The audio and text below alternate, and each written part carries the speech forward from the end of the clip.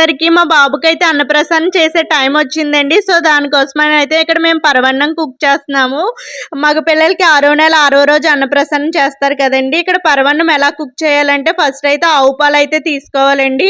ఆవు పాలైతే బాగా మరగబెట్టుకున్నాక కొంచెం పెసరపప్పు, కొంచెం రైస్ అయితే కడుక్కొని బాగా ఉడికించుకొని బెల్లం అవి మిక్స్ చేసుకొని లాస్ట్‌లో కొంచెం డ్రై ఫ్రూట్స్ అయితే వేసుకుంటే మన పరవన్నం అనేది రెడీ అయిపోతుందండి అన్నప్రాసన కొరకు.